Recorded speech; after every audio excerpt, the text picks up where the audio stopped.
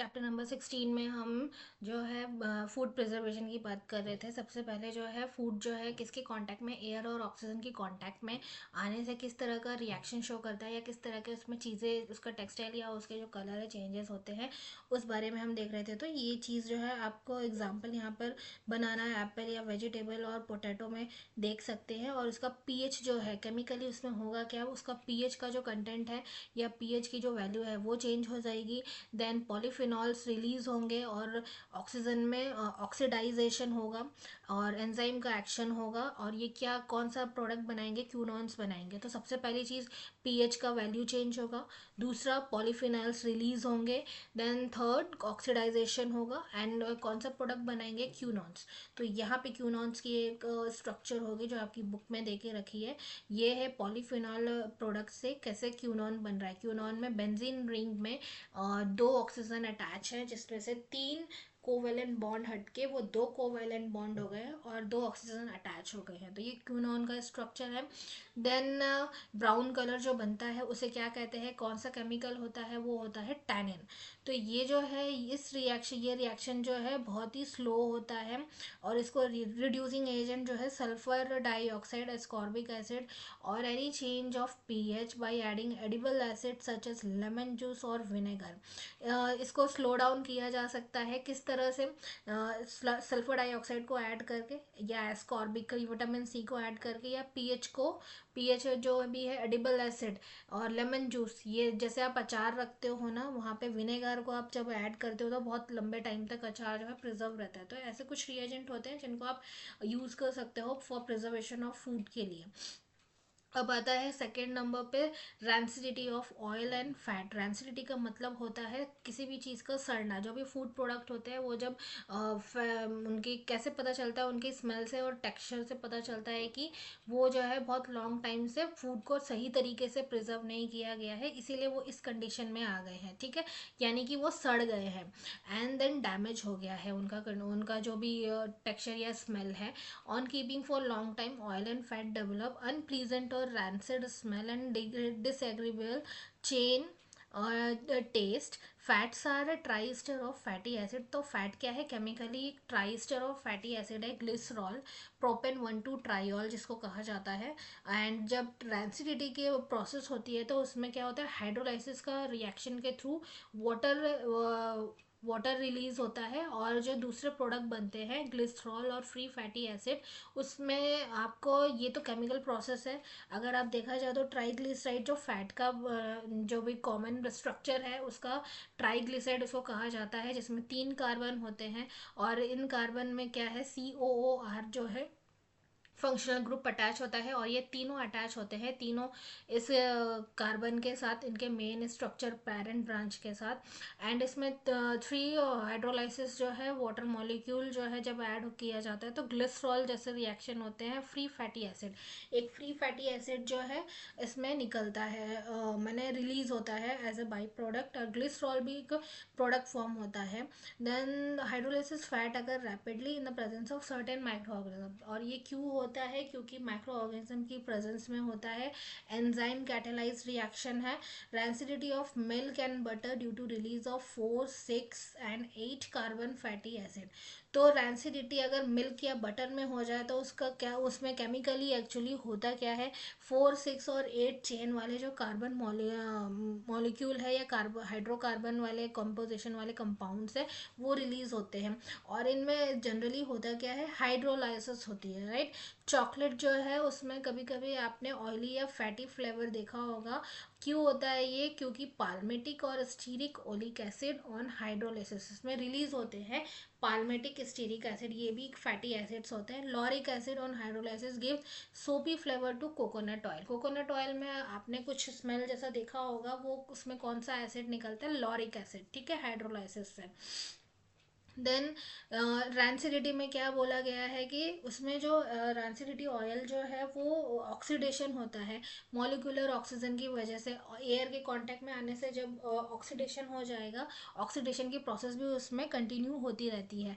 Then vegetables oil में जो है जनरली डबल बॉन्ड होता है, यानी कि अनसैचुरेटेड कंपाउंड्स होते हैं ये, और इन्हें मोनोसैचुरेटेड और अनसैचुरेटेड बोला जाता है। कभी भी आप अगर जब भी किसी शॉप में या कहीं से भी आप अपने जब फूड के मटेरियल अपने किचन के लिए या अपने घर के लिए खरीदने जाते हो, तो आप कभी भी जो रिफाइनरी ऑयल्स होते हैं, रिफाइंड ऑयल होते हैं, तो आप उनके कंपोजिशन में जब आप देखोगे पीछे की तरफ एक टेबल होती है, उसमें म्यूफा और प्यूफा लिखा होता है। वो कुछ नहीं होता, वो यही होता है मोनो अनसैचुरेटेड फैटी एसिड और पॉली अनसैचुरेटेड फैटी एसिड। ठीक है, तो इसमें से कौन सा अच्छा है और कौन सा खराब है ये आपको कंपोजिशन से ही पता चल जाएगा। Unsaturated fat molecule break down during oxidation. तो अनसैचुरेटेड क्या फैट होते हैं, ये ऑक्सीडेशन के थ्रू ब्रेक डाउन होता है इनका मॉलिक्यूल जो डबल बॉन्ड है, और वोलेटाइल, और क्या बनाते हैं, वोलेटाइल एल्डिहाइड्स बनाते हैं,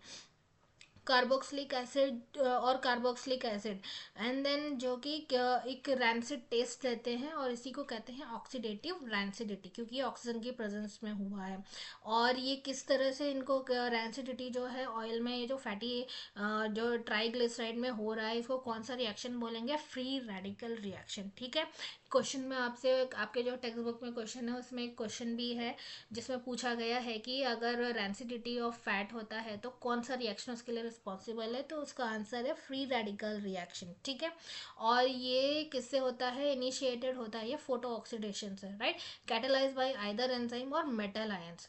किससे कैटेलाइज होएगा, एंजाइम से होगा, मेटल आयन से भी। पॉली अनसैचुरेटेड, अभी तक हम ना मोनो अनसैचुरेटेड के बारे में बात कर रहे थे, अभी हम पॉली अनसैचुरेटेड ऑयल के बारे में देखेंगे, जिसमें भी डबल बॉन्ड होता है, बट उससे ज़्यादा कॉम्प्लिकेटेड स्ट्रक्चर होता है मोनो अनसैचुरेटेड से। एंड ये रैंसिड बहुत जल्दी हो जाते हैं रूम टेम्परेचर पे, इनका सॉलिडिफिकेशन बहुत जल्दी होता है। एंड देन पॉलीमराइजेशन में ये लीड कर, पॉलीमराइजेशन इनका होता है। इसमें कौन सा रिएक्शन अगर आपको मेंशन किया जाएगा पॉलीमराइजेशन, तो वो पॉली अनसैचुरेटेड में। Saturated and saturated and trans fat, अभी हम देखेंगे सैचुरेटेड, अभी तक अनसैचुरेटेड हम देख रहे थे, सैचुरेटेड, अनसैचुरेटेड और ट्रांस फैट को देखेंगे। देन यहाँ पर क्या बोला गया है, जनरली हमारी बॉडी में, जो भी एनिमल्स की बॉडी में कौन सा ट्राइग्लिसराइड जो फैटी एसिड है वो प्रेजेंट होता है। ठीक है, ये बहुत कॉमन है। वेजिटेबल ऑयल्स में अनसैचुरेटेड फैटी एसिड होता है, वेजिटेबल्स में भी होते हैं, तो प्लांट्स में भी अनसैचुरेटेड कंटेन होता है।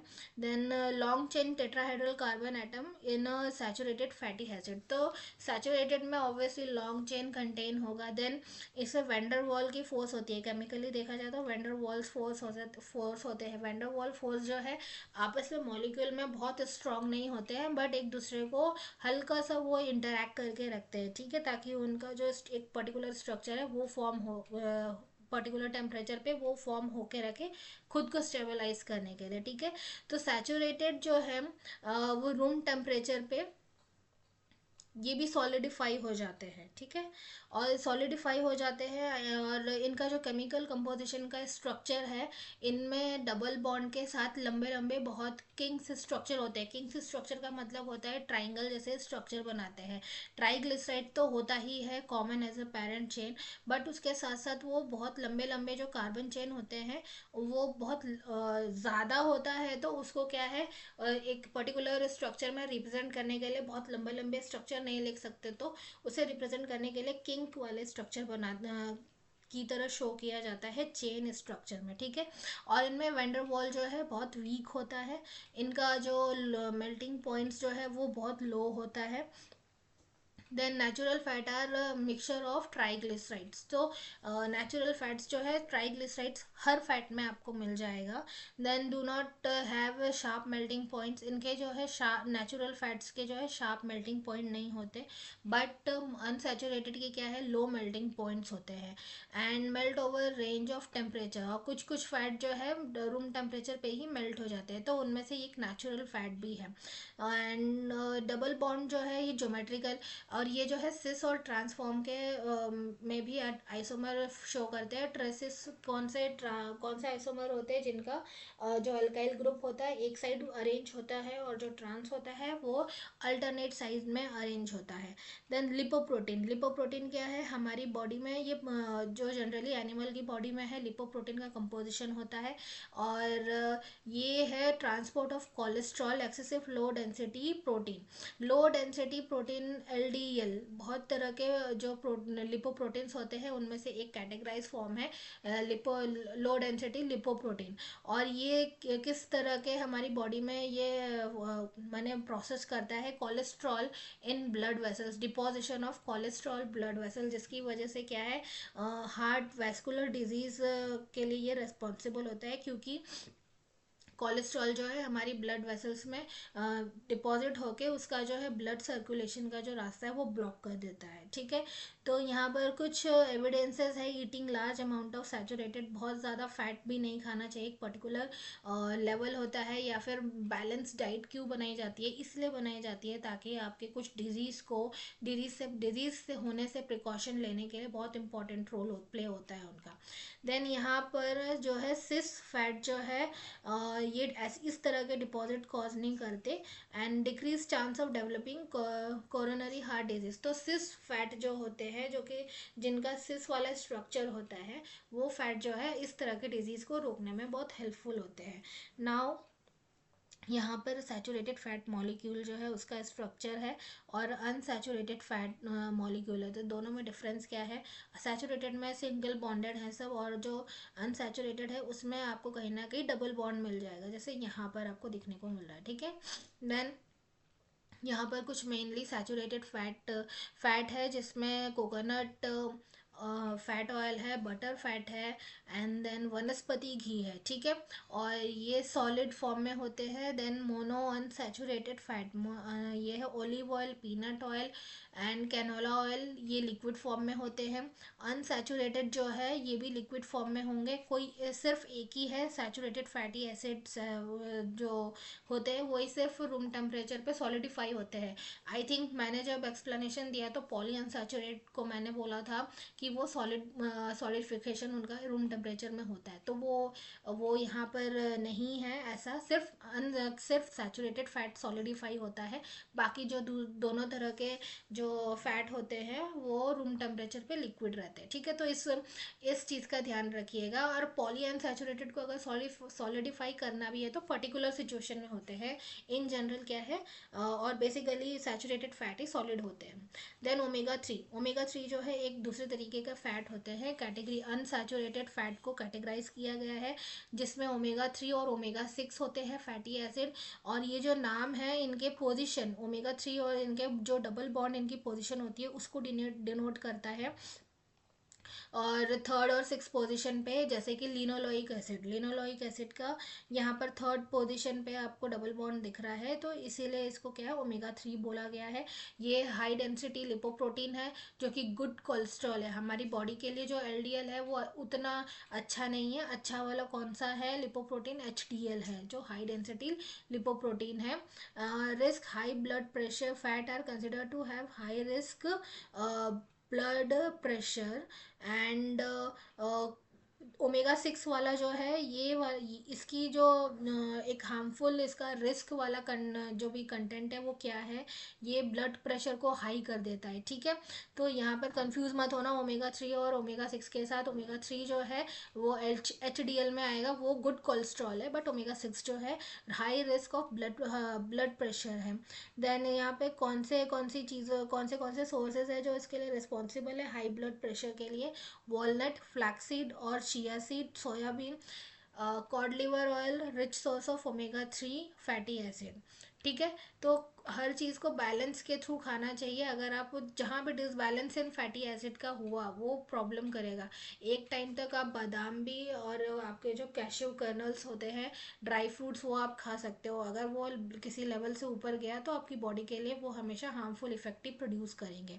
Then antioxidants as food additives, antioxidants के बारे में हम देखेंगे। एंटीऑक्सीडेंट्स क्या करते हैं, ऑक्सीडेशन प्रोसेस इनमें बहुत स्लो होता है, और एंटीऑक्सीडेंट्स जो है ऑक्सीजन के साथ ये रेडिकल, फ्री रेडिकल के साथ रिएक्ट करते हैं, जो भी फूड पार्टिकल के उसमें जो फ्री रेडिकल्स होंगे एंटीऑक्सीडेंट, उसके साथ रिएक्ट करेंगे। और इसका एग्जाम्पल क्या है, विटामिन ई। विटामिन ई जो है बहुत अच्छा एंटीऑक्सीडेंट है। और एडिबल ऑयल, जो भी हम ऑयल खाते हैं उसमें ये जो है ऐड होता है विटामिन ई का दूसरा नाम जो टोकोफेरॉल है, फिनोलिक ओएच ग्रुप इसमें अटैच होता है, जो इसकी एंटीऑक्सीडेंट एक्टिविटी के लिए रिस्पॉन्सिबल है केमिकली देखा जाए तो। ठीक है, ये केमिस्ट्री हम पढ़ रहे हैं तो हर स्ट्रक्चर में या इनकी हर प्रॉपर्टी में केमिकल कौन सी चीज़ें ज़्यादा इंपॉर्टेंट है, वो सारी चीज़ों को आपको ध्यान में रखना है। ठीक है, नेचुरल चीज़ें और कॉमन चीज़ों को आप रिलेट कर सकते हो, बट केमिकली उनमें हो क्या रहा है, कौन सा प्रोसेस चल रहा है, वो उस चीज़ को आपको ज़्यादा कॉन्सेंट्रेट करना है। Then saturated carbon makes it fat soluble. और ये जो विटामिन ई है एंटीऑक्सीडेंट, इन्हें फैट सॉल्युबल भी कहा जाता है। ठीक है, and then it is found in food as such as wheat, germ, nut, seed. तो ये सारे सोर्सेज हैं इनके विटामिन ई के। And economic reason for synthetic antioxidant additives to increase the shelf life of packed food. ठीक है, तो इनको जो है किस में ऐड किया जाता है, पैक्ड फूड में ऐड किया जाता है, ताकि जो है क्वालिटी जो है फूड की क्वालिटी जो है इम्प्रूव हो सके। और जो सिंथेटिक एंटीऑक्सीडेंट्स है वो फिनोलिक ओएच ग्रुप उसमें होता है, टर्शरी ब्यूटाइल ग्रुप होता है, and then BHT that is B3,5 di tert butyl 4 hydroxy toluene. ठीक है, BHT। And then chemical which interacts with biomolecule, जो भी बायोमोलिक्यूल्स है, जो केमिकल जो रिएक्शन होती है इन बायोमोलिक्यूल्स में, और ये एक ब्रांच हो जाता है, जैसे मैंने इंट्रोडक्शन के पार्ट में भी बताया, बायोकेमिस्ट्री का ब्रांच हो जाता है। अगर केमिस्ट्री आपके बायोलॉजी टॉपिक से रिलेट करती है तो carbohydrate, lipid, protein, nucleic acid produces a biological response drug. ठीक है, तो केमिस्ट्री में जब इनका इन्वॉल्वमेंट होता है नेचुरल थिंग्स का, तो ये किस चीज़ के लिए ज़्यादा इंपॉर्टेंट हो जाता है, मेडिसिन के लिए, जिन्हें ड्रग भी कहा जाता है। तो ड्रग जो है थेराप्यूटिक के लिए, थेराप्यूटिक यानी आपके ट्रीटमेंट और मेडिसिन के लिए बहुत इंपॉर्टेंट है। मेडिसिन जो है उसमें एक्टिव इंग्रेडिएंट्स होते हैं और सम एडिशनल केमिकल उसमें मिलाए जाते हैं उसकी क्वालिटी को इम्प्रूव करने के लिए, और आपके डिजीज़ को डायग्नोस करके उस पर्टिकुलर मेडिसिन को दिया जाता है। ठीक है, देन उसके बाद ड्रग डिज़ाइन। ड्रग डिज़ाइन में कैसे काम आता है आपका मेडिसिनल केमिस्ट्री, मेन इसका रोल यही है केमिस्ट्री में कि ये मेडिसिन फील्ड में कैसे कितना बेटर टेक्नोलॉजी इसका इंक्रीज हो रहा है। पर्टिकुलर रिसर्च करने वाले जो लोग हैं ट्रेडिशनल मेडिसिन को देखते हैं, आयुर्वेदिक मेडिसिन है, जब भी आप कोई नया काम करते हो तो पुराना जो ट्रेडिशनल काम है वो उसके बेसिस पे आप करते हो। ठीक है, आपकी रिसर्च जो है वहीं से स्टार्ट होती है। सपोज आपके फैशन के कपड़े हैं तो फैशन के कपड़े जो न्यू वाले बन रहे हैं, तो किस तरह का ट्रेडिशनल चला आ रहा है, लोग किस तरह के कपड़े पहनना ज़्यादा पसंद करते हैं या किस तरह का ट्रेडिशन चला आ रहा है, तो उसी बेसिस पे जब वो नए तरीके के कपड़े बनाते हैं तो वो ज़्यादा वहाँ पर प्रोडक्ट के रूप में और इकोनॉमिक फॉर्म में ज़्यादा उनको प्रॉफिट मिलता है। ठीक है, जो भी फैशन के कपड़े बनाते हैं, बिल्कुल उसी तरह से मेडिसिन वाले फील्ड में भी है। Then consider some simple compound medicinal property, active ingredient of some natural material, those are traditionally known to possess medicinal properties। तो यहाँ पर क्या है, कुछ हम मेडिसिनल जो भी इंग्रेडिएंट्स है उसके बारे में हम पढ़ेंगे, ट्रेडिशनली जो यूज़ हो रहे हैं और ट्रेडिशनली यूज़ होते होते उन्हें अभी मेडिसिनल प्रॉपर्टी में भी यूज़ किया जाता है। Right, analgesics and antipyretics. तो ये क्या होती है, एल्जेसिस क्या है, ये एक ग्रीक वर्ड है जिसका मीनिंग क्या है, feeling of pain. Drugs which give relief from pain are called analgesics. तो जो भी ड्रग्स जो है पेन के लिए बनाई जाती हैं वो उन्हें एनाल्जेसिक्स कहा जाता है। और एनाल्जेसिक्स जो है बहुत सारी एंटी इन्फ्लामेटरी ड्रग्स होती हैं और ये पेन को किल करते हैं और स्वेलिंग्स को भी ये ठीक करते हैं। Antipyretics used to reduce fever. तो यहाँ पर एनाल्जेसिक्स जो है एंटी इन्फ्लामेटरी, यानी कि एनाल्जेसिक्स जो है स्वेलिंग और जो इन्फ्लामेशन आपको पेन होता है, ये एंटी इन्फ्लामेटरी क्यों बोला गया है, किसी माइक्रो ऑर्गेनिज्म की वजह से ही हो रहा होगा। ठीक है, तो उस इन्फेक्शन को कम करने के लिए उसके अगेंस्ट में एनाल्जेसिक्स जो है वर्क करता है। एंटी एंटीपायरेटिक्स जो है रिड्यूस फीवर को करता है, pain killing and fever reducing properties of the extract of bark of willow plant. और पेन किलिंग जो है ये और फीवर जो प्रॉपर्टी है ये कहाँ से कौन से प्लांट से ली जाती है, ये एक यूरोप में एक प्लांट बोला जाता है willow plant, commonly found in Europe में विलो प्लांट। और बहुत टाइम से इसको यूज़ किया जा रहा है उस प्लांट के बार्क को इन दोनों मेडिसिन को बनाने के लिए, ठीक है। 19th सेंचुरी में क्या हुआ, salicylic acid 2 hydroxy benzoic acid जो है उसे प्यूरिफाई और आइसोलेट किया गया, तो ये कंपाउंड बनाता है एस्पिरिन जो कि सर दर्द के लिए काम आती है, ठीक है। आपने सुना भी होगा पेन किलर जो पैरासीटामोल के बारे में भी आपने सुना होगा, ये हमारे जो है पेन किलर है। देन यहाँ पे सैलिसाइलिक एसिड का एक स्ट्रक्चर है जिसमें अल्कोहल और कार्बोक्सिलिक एसिड जो है ग्रुप अटैच है फंक्शनल ग्रुप में, एस्पिरिन में कार्बोक्सिलिक ग्रुप और इसमें जो है मिथाइल ग्रुप और ये ऑक्सीजन जो है इसमें अटैच है, राइट। देन उसके बाद anti microbial activity, molecular paracetamol का स्ट्रक्चर है यहाँ पे, मॉलिकुलर जो भी इसका स्ट्रक्चर होता है केमिकल पैरासीटामोल का। एंटी माइक्रोबियल एक्टिविटी देखेंगे, एंटी माइक्रोबियल में क्या होता है, umbrella term for any drug that inhibit और kill microbial cell that include bacteria fungi and viruses. तो जब भी कोई एक बड़े लेवल पे आप बहुत सारी चीज़ों को, जैसे हम बोलते हैं ना 2 in 1 3 in 1, बहुत तरह की चीज़ों को जब आप किसी एक चीज़ से कंप्लीट कर पाते हो तो उसे कहा जाता है अम्ब्रेला इफेक्ट। यहाँ पे एंटी माइक्रोबियल इफेक्ट यानी बैक्टीरिया फंगाई वायरस जितने भी तरह के माइक्रो ऑर्गेनिजम्स होते हैं, अगर आप उनको किल करने का या फिर उनके अगेंस्ट में जो भी एक्टिविटी है उसको जब आप करते हो तो उसे कहा जाता है एंटी माइक्रोबियल टर्म, और ये अम्ब्रेला टर्म इसीलिए बोला जाता है। Then disinfectants are non selective anti microbial which kill a wide range of micro organism including bacteria. तो डिसइंफेक्टेंट्स जो है ये नॉन सेलेक्टिव एंटी माइक्रोबियल है और ये वाइड रेंज में माइक्रो ऑर्गेनिजम्स को डिस्ट्रॉय करते हैं, ठीक है, जो भी हार्मफुल लेवल के बैक्टीरिया है। और इन्हें कहाँ यूज़ किया जाता है, नॉन लिविंग सरफेस पे डिसइंफेक्टेंट्स को, जैसे कि फ्लोर का जो आप जो यूज़ करते हो, जैसे कि फ्लोर साफ़ करने के लिए, या फिर डीडीटी जैसे केमिकल्स होते हैं, आप इसको डायरेक्टली लिविंग सरफेस पे यूज़ नहीं कर सकते, नॉन लिविंग थिंग में यूज़ करते हैं। एंटीसेप्टिक्स जो होती है वो sterilise surface of living tissue, ये लिविंग टिश्यू में यूज़ किया जाता है। तो आपको इतना डिफरेंस पता होना चाहिए कि डिसइंफेक्टेंट्स क्या है और एंटीसेप्टिक्स क्या है। एंटीबायोटिक्स क्या है, एंटी माइक्रोबियल है जो कि किस चीज़ के लिए है, बैक्टीरिया के इन्फेक्शन को कम करने के लिए। जैसे एरिथ्रोमाइसिन है, एरिथ्रोमाइसिन को यूज़ किया जाता है, क्रीम जो आपकी आती है, कोई भी बैक्टीरिया या फिर आपको कोई कट में चोट लग जाता है, वो सारी चीज़ें क्या है, एंटीबायोटिक्स, उसको जो भी यूज़ करते हैं आप। देन एंटीसेप्टिक्स एंड डिसइंफेक्टेंट्स, तो एंटीसेप्टिक्स क्या है यहाँ पर, इन्हें inorganic like iodine and boric acid और organic like iodoform and some phenolic compound, तो ये दो फॉर्म में है, इनऑर्गेनिक और ऑर्गेनिक। इनऑर्गेनिक आयोडीन और बोरिक है, ऑर्गेनिक आयोडोफॉर्म और फिनोलिक कंपाउंड। तो टिंचर ऑफ आयोडीन, टिंचर का मतलब होता है चुटकी भर, थोड़ा सा अगर आप आयोडीन लो, और iodoform and iodoform serve as powerful antiseptic and find used to apply on wound। तो किसी भी आपका जो वूंड है या कहीं आपको चोट लग जाती है वहाँ पर आप अप्लाई करोगे तो वो एज ए एंटीसेप्टिक का काम करेगा, ठीक है। कौन सा, टिंक्चर ऑफ आयोडीन और आयोडोफॉर्म, ठीक है। Dilute aqueous solution of boric acid, weak antiseptic use for eyes. तो बोरिक एसिड जो है वो आइज के लिए एंटीसेप्टिक, वीक एंटीसेप्टिक है, ठीक है।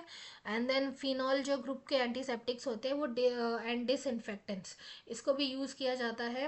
Then dilute aqueous solution phenol, और ये जो डाइल्यूट एक्वस सॉल्यूशन फिनॉल है वो एक first antiseptic use in medicine in late 19th century. तो 19th सेंचुरी आते आते तक जो है कार्बोक्सिलिक, ये जो कार्बोलिक एसिड और जो डाइल्यूट एक्वस फिनॉल सॉल्यूशन है, फिनॉल की नेफ्थलीन की गोलियां आती हैं, इनको क्या antiseptic as a antiseptic use किया जाने लगा था। Then found to corrosive, but ये कोरोसिव का मतलब होता है जब भी किसी भी एयर के कांटेक्ट में आने के बाद उसमें जो भी जो भी रिएक्शंस होते हैं जिसकी वजह से उनका जो कलर है वो चेंज होने लगता है, उनकी वो केमिकल प्रॉपर्टी चेंज होने लगती है।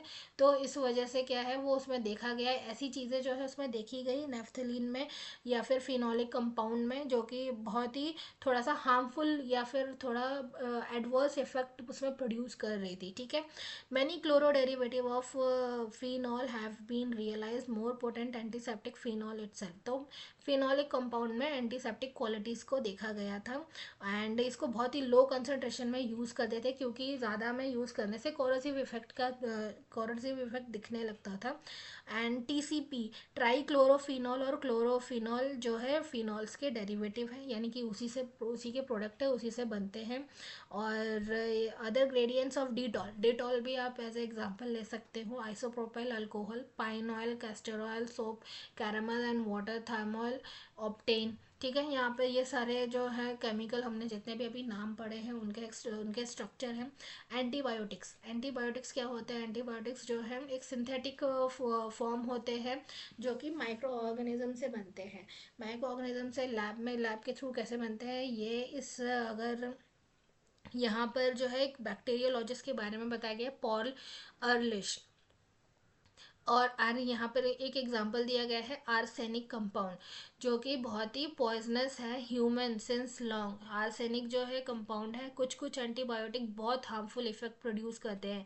और ये माइक्रो ऑर्गेनिज्म से कैसे बनते हैं, बायोलॉजिस्ट ने इन्वेस्टिगेट किया था आर्सेनिक कंपाउंड के बारे में कि ये less toxic substance for the treatment of syphilis. Syphilis एक माइक्रो ऑर्गेनिज्म है जिससे डिजीज प्रोड्यूस होता है हमारी बॉडी में, और ये लेस टॉक्सिक सब्सटेंस होता है, इसीलिए आर्सेनिक से हमें ज़्यादा खतरा रहता है। वो ज़्यादा माइक्रो ऑर्गेनिज्म के अगेंस्ट में काम नहीं कर पाता, जिसकी वजह से हमारी बॉडी में डिजीज़ प्रोड्यूस हो जाता है।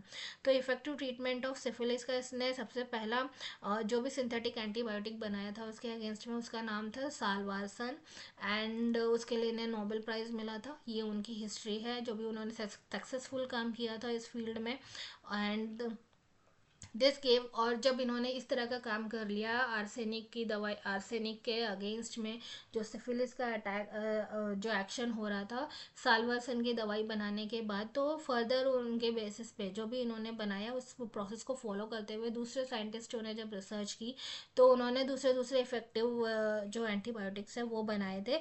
सल्फापायरिडिन, ठीक है, सल्फापायरिडिन यहाँ पे साल्वर्सन और एजोडाई, ये कुछ एंटीबायोटिक्स है जिनके स्ट्रक्चर्स है। Then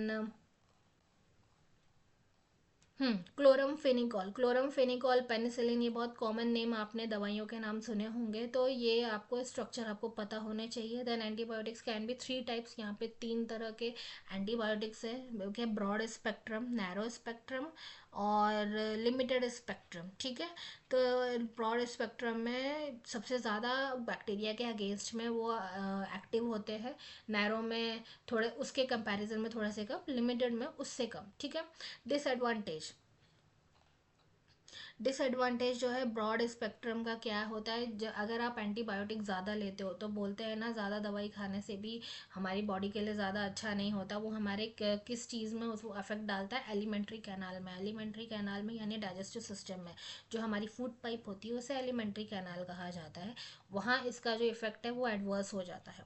then traditional knowledge in medicine, कहीं पर भी आप जाओगे उसके लिए ट्रेडिशनल जो चीज़ें हैं उसकी इन्फॉर्मेशन होना बहुत ज़रूरी है अगर आप न्यू चीज़ को फॉलो करते हो। तो ट्रेडिशनल, जब हम पुराने ज़माने की बात करें तो किस तरह से ट्रीटमेंट करते थे, वो टर्मरिक के बेसिस पे। ठीक है, आपको पता भी होगा टर्मरिक जो है एक एंटीसेप्टिक क्रीम होती है। ठीक है ना, यहाँ पर इसका केमिकल फॉर्मूला दे के रखा है। देन विंटर ग्रीन एनाल्जेसिक है, एनाल्जेसिक किस चीज़ के लिए यूज़ किया जाता है, पेन किलर है। ठीक है ना, ये इतना आपको याद रखना है। देन सिनेमम एंटी माइक्रोबियल और कोल्ड के लिए, कोल्ड क्लोव किस लिए, लौंग। ठीक है, लौंग anti microbial activity. Then citrus fruit जिसमें विटामिन सी होता है, ये एंटीऑक्सीडेंट होते हैं, गूसबेरी। देन ये आंवला एंटी डायबिटिक और एंटी माइक्रोबियल, इनमें प्रॉपर्टीज़ होती है। ठीक है, तो ये नेचुरल कुछ चीज़ें हैं, फूड प्रोडक्ट्स है जिसके बारे में आपको पता होना चाहिए, इन्हीं के थ्रू हमारी मेडिसिनल केमिस्ट्री में बहुत इंपॉर्टेंट रोल प्ले किया जाता है।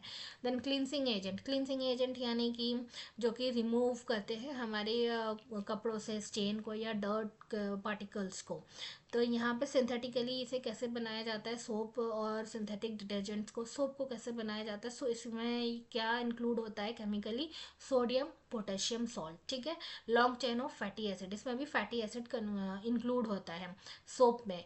Then they are obtain by alkaline hydrolysis of natural oil, alkaline hydrolysis इसमें होती है, और फैट होता है सोडियम हाइड्रोक्साइड पोटेशियम हाइड्रोक्साइड के साथ, दोनों होते हैं। और इसको क्या कहते हैं, ये जो रिएक्शन होती है इनकी वजह से alkaline hydrolysis saponification reaction. Chemically जो ऑयल होते हैं उसमें ट्राइस्टर होता है, ठीक है। अब देखो होता क्या है, सोप कैसे वर्क करता है, जब ऑयल है किसी भी डर्ट पार्टिकल है तो इसमें ट्राइस्टर वाला जो ऑयल का फैक्टर है और सोप का फैक्टर है आपस में जब मिलते हैं सपोनिफिकेशन प्रोड्यूस होता है, इसमें ग्लिसरीन और सोप ये अलग हो जाता है, तो डर्ट वाला पार्टिकल जो है ये यहाँ पर अलग हो जाता है और जो कपड़े हैं वो साफ हो जाते हैं। इसके बारे में बाकी का एक्शन हम बाद में पढ़ेंगे। जो अगर सोप जो है आपकी बॉडी में यूज़ होता है तो आपकी बॉडी से डर्ट कैसे निकालता है, ये उसका रिएक्शन है। देन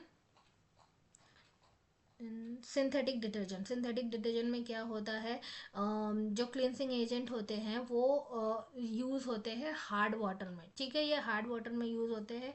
और यहाँ पे 3 टाइप्स के डिटर्जेंट है, एनायोनिक, कैटायोनिक और नॉन आयोनिक। एनायोनिक डिटर्जेंट क्या है, उसमें सोडियम सॉल्ट होता है। कैटायनिक में आपको क्या मिल जाएगा, क्वार्टेनरी अमोनियम सॉल्ट का स्ट्रक्चर मिल जाएगा। नॉन आयोनिक में आपको ग्लाइकॉल और अल्काइल फिनॉल का ग्रुप मिल जाएगा। देन मैकेनिज्म, ये कैसे रिएक्ट करते हैं या कैसे वर्कआउट होता है। सोप जो है ये एक क्लिनसिंग एजेंट है, ठीक है, जो कि डर्टी या ग्रीजी सरफेस जो होते हैं आपके बॉडी के या फिर आपके क्लॉथ के, उसको डिटरमाइन करके उसको साफ करते हैं। तो डर्ट का जो सरफेस होता है, जो भी गंदगी का जो उसमें गंदा होगा आपके क्लॉथ में या फिर आपकी बॉडी पे जो भी डर्ट पार्टिकल्स होंगे वो क्या हो गए, ऑयली मैटर से रिलेट करते हैं। तो ऑयल मैटर, जो सोप का molecule and detergent have 2 part, तो डिटर्जेंट में 2 पार्ट होते हैं, एक हेड पार्ट और एक टेल पार्ट। तो हेड वाला पार्ट जो है वो होगा पोलार, और जो टेल है नॉन पोलर, यहाँ पर दिखाया गया है, ठीक है। तो जब ये कांटेक्ट में आते हैं डर्ट पार्टिकल के, तो डर्ट पार्टिकल में जो भी ग्रीसी पार्टिकल है वो नॉन पोलर के साथ अटैच होकर के वहाँ से वो रिमूव कर देते हैं पानी में, और जो सफाई होती है उनकी बॉडी मैंने जो भी डर्ट पार्टिकल की, वो हाइड्रोफिलिक हेड के साथ अटैच होकर अलग से उनके साथ रिएक्ट करके आपका जो क्लॉथ या आपकी बॉडी के जो डर्ट पार्टिकल्स है वो वहाँ से साफ हो जाता है, ठीक है। The polar head can dissolve, यहाँ पे पोलर हेड हाइड्रोफिलिक वाले जो पार्ट होते हैं वो डिजॉल्व हो जाते हैं वाटर में, पोलर सॉल्वेंट में। नॉन पोलर टेल जो है वो ऑयल के साथ अटैच हो जाते हैं। Then the soap and detergent arrange around the oily droplet such as non polar tail point toward the central oily drop. तो यहाँ पर जो ये स्ट्रक्चर दिखाया गया है ना, ये इसी का है, ये हाइड्रोफिलिक हेड है। यानी हाइड्रोफिलिक हेड मीन्स जो भी डर्ट का जो भी अट्रैक्टिव वाला पार्ट होगा, यानी कि डर्ट वाला जो पार्ट है, ये जो हाइड्रोफोबिक है, ये उसका पोजीशन है, ठीक है। हाइड्रोफोबिक टेल, आपका जो डर्ट है वो यहाँ से अटैच होगा, ये सोप का रिएक्शन हो रहा है, यहाँ से अटैच होकर के वो इसको अलग कर देगा, बाकी का जो सफाई वाला पार्ट है वो अलग होकर के यहाँ पर जो है जो झाग बनता है आप सोप डालने से या फिर सिंथेटिक डिटर्जेंट डालने से, वहाँ से आपका डर्ट क्लियर होकर के पानी से आप जब कपड़े निकालते हो तो साफ़ हो जाते हैं। देन एनायनिक डिटर्जेंट, यहाँ पर इसका एग्जांपल दिया गया है, हाउस होल्ड डिटर्जेंट के काम में यूज़ होता है। कैटायनिक जो है hair conditioner, non ionic detergent जो है लिक्विड डिटर्जेंट, ठीक है। नाउ यहाँ पर चूज द करेक्ट ऑप्शन है, तो सबसे पहला वाला मैंने आपको बताया था, रैंसिडिटी का जो एक्शन होता है वो है फ्री रेडिकल, ठीक है, इसका आंसर है फ्री रेडिकल।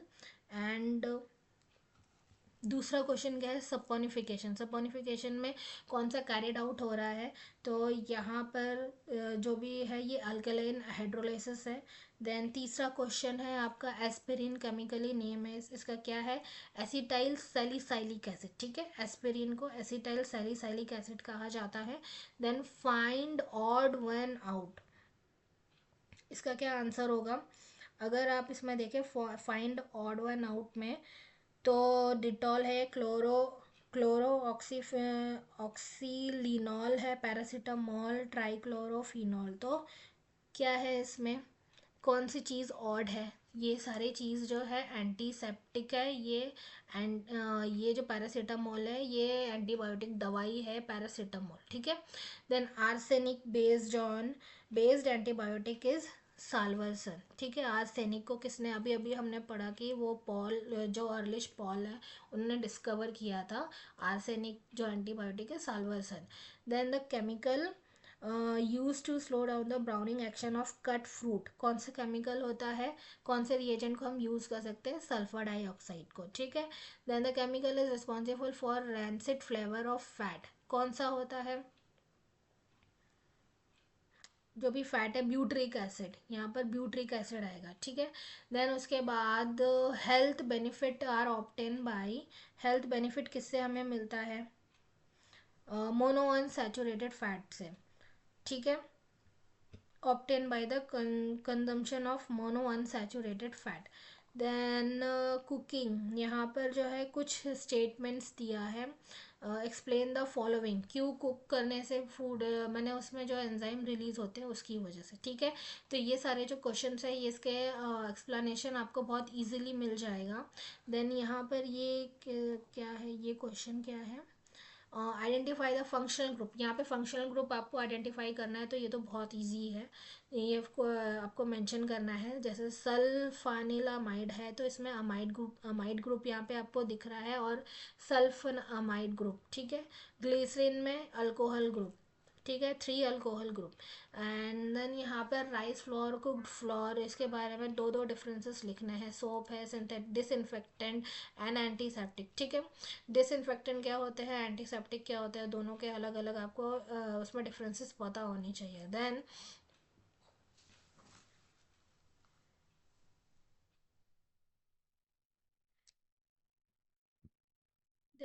इस चैप्टर के बारे में इतना ही एक्सप्लेनेशन है अभी। And thank you so much for being here, till then thank you so much.